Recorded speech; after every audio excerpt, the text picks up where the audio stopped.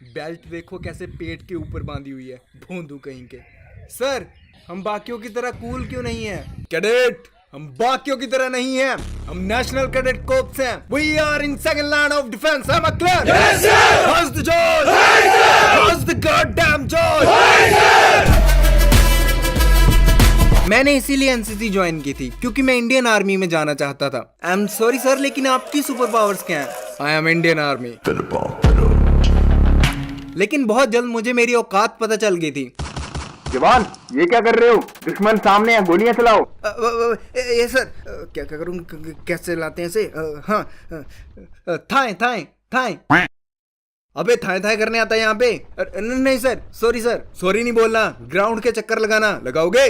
Yes sir, I can do this all. Dick Grayson. हाँ भाई, Dick Grayson है Batman का सबसे अच्छा रॉबिन, जो फेमस है अपने। बट तुमने तो बोला था यार माल दोगे मुझे थोड़ा। अबे माल देगा मेरा घोड़ा है हमारे पास से एक, रेस में कैसे उतारूं? अबे तू काम कर, झुक जा और पीछे से मैं तेरी कान पे मारूं। ये सब करने आते हो कॉलेज? ये कोई मंडी दाना है? मंडी दाने से लाई हो ये? इससे अच्छी तो कबूतर की मिट्टी। मेरे देश की मिट्टी सोना, उगले उगले हीरे मोटी होगी है खा खा के। तो तू कौन सा टॉम क्रूज है? शर्ट पहनी है फैंसी सी, आता जाता कुछ है नहीं और करने निकला है एनसीसी। मेरी एकेडमिक लाइफ का बेस्ट एक्सपीरियंस। बैक टू 2014, मैंने बॉलीवुड मूवी से इंस्पायर्ड होकर कॉलेज में बहुत ही ख्वाहिशों के साथ एडमिशन ली। बट अरे 80,000 के शूज है, 80,000 के, तेरा घर जाएगा इसमें। ओह बॉय, बहुत जल्द मुझे रियलिटी का पता चल गया था। पढ़ाई में 0, fashion sense -10, confidence -infinity। Reality is often disappointing. लेकिन एक दिन अवतार कहाँ जा रहा है? एनसीसी में एडमिशन लेने। NCC? Soldier boys army thug life. मुझे मिल सकते है क्या एडमिशन? हाँ हाँ, क्यों नहीं, आजा। सर, मैं एयरविंग ज्वाइन करना चाहता हूँ। फिजिक्स केमिस्ट्री में कितने नंबर आए थे? वो क्या होता है? तू आर्ट्स वाला है ना? आपको कैसे पता? देख, इससे पहले मैं 2 गालियों को कंबाइन करके तुम्हारे सामने एक नई गाली पेश करूं। दफा। सर, ये आर्मी विंग में ज्वाइन करना चाहता है। ओह, तो पहले बताना था ना, वहाँ पे फॉर्म भरो। अवतार, थैंक यू सो मच मेरी हेल्प करने के लिए। रिमेम्बर दिस गाय जो मेरा ब्रेन वॉश किया करता था? मैं आज भी तुम्हारा दिया गया कतर का वो 1 दिनार अपने दिल से लगा के रखता हूँ। I love you my friend. Gay. In olden times. Women. In olden times. इंसान. In olden times. Sperm. In olden times. Atomic particles. In olden times. Conscious. In olden times. God. In olden times. Nothing. So form भरने के कुछ दिन बाद हमारा ground test हुआ, जिसमें pushup, situps, chinups, rope climbing and running थी। और इन सारे के सारे टेस्ट में मेरी परफॉर्मेंस सबसे बेकार थी, इसलिए उन्होंने मुझे रिजर्व स्क्वाड में डाल दिया। बड़ी कोई रेस नहीं थी, ये टेस्ट था विल पावर का। इसलिए जब हमें लास्ट टास्क मिला ग्राउंड के 5 चक्कर मारने का, बिना रुके बिना क्विट किए, तो वो मैंने कंप्लीट कर दिया। एंड सरप्राइजिंगली ये टेस्ट आधे से ज्यादा लोग कंप्लीट नहीं कर पाए। एंड अल्टीमेटली हार ना मानने की वजह से मेरी एनसीसी में सिलेक्शन हो गई। भाई, अब तो एनसीसी में सिलेक्शन हो गई, अब बस आर्मी में जाना है। आर्मी में जाके क्या करोगे? अपनी बीवी बच्चों को खत लिखेंगे, डियर माला, अपने आप को और बच्चों को मेरी तरफ से पप्पी देना। लेकिन भाई, मेरी तो शादी नहीं हुई, मैं किसे खत लिखूं? अपनी फ्यूचर वाइफ को लिख दे, मुझे क्या पता। Hello my loving future wife, hopefully तुम अपने करंट बॉयफ्रेंड के साथ एंजॉय कर रही होगी, जिसके साथ तुम शादी करोगी, ऐसा तुम्हें लगता है। लेकिन oh boy, I am gonna surprise you. जो कौन है योर बॉयफ्रेंड? शादी तो मैं ही करूंगा तुमसे। ओके, जोक असाइड, सीरियस बात करते हैं। माई लव, मैं तुम्हें जिंदगी भर के लिए ठूस ठूस के राशन खिलाऊंगा, उसके बदले में मुझे भी कुछ चाहिए ना। तो ज्यादा कुछ नहीं, बस जिस भी जनरेशन का लेटेस्ट प्ले स्टेशन चल रहा है वो ले आना। ऑब्वियसली मैं दहेज नहीं मांग रहा हूँ, बस एक छोटा सा गिफ्ट चाहूंगा तुम्हारी तरफ से। बाकी दहेज में तो मैं मारुति मांगूंगा। Regards your loving future boyfriend. तो जल्दी ही हमारी एनसीसी की क्लासेस शुरू हो गई, और यहाँ मैं चुटपुट बच्चों वाली जूनियर डिवीजन एनसीसी की बात नहीं कर रहा हूँ। हम छोटे छोटे बच्चे हैं, दांत हमारे कच्चे हैं, हम भी लड़ने जाएंगे, सीने पे गोली खाएंगे। एज यू फिश मदर ककर।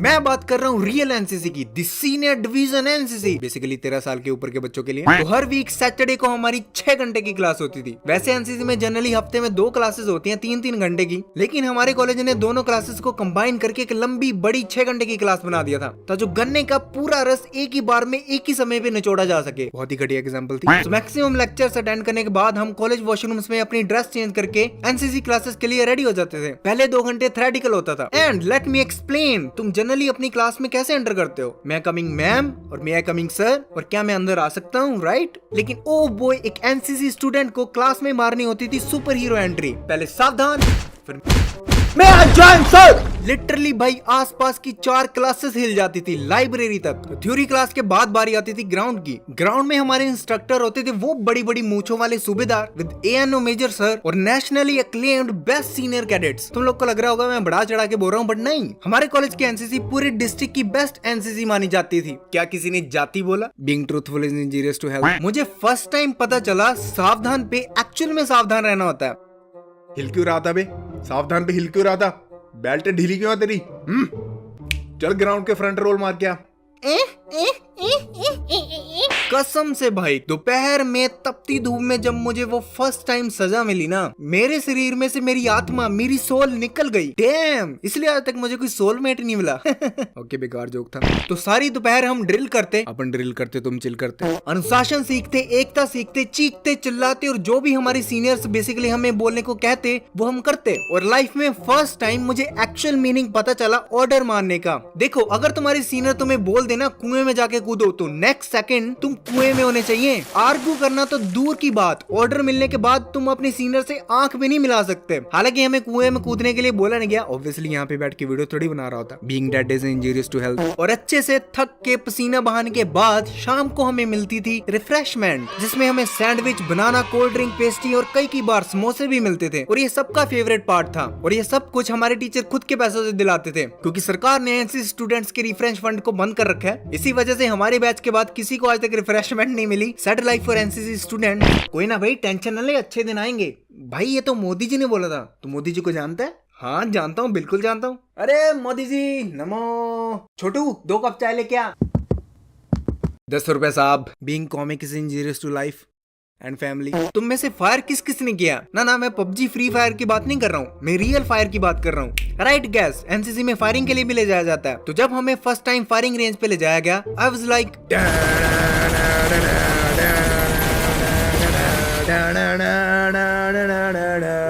कुछ ऐसी इमेजिनेशन हम सबके दिमाग में चल रही थी। लेकिन जब हम वहां पे पहुंचे,